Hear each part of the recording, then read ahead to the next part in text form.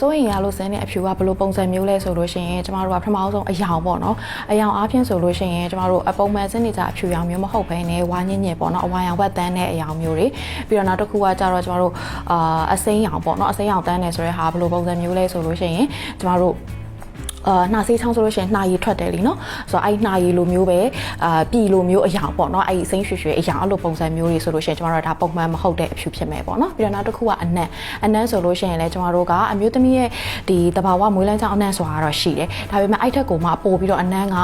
ငားညီနံဘက်ကိုသွားတာမျိုးပေါ့เนาะပြီးတော့နောက်ဒီ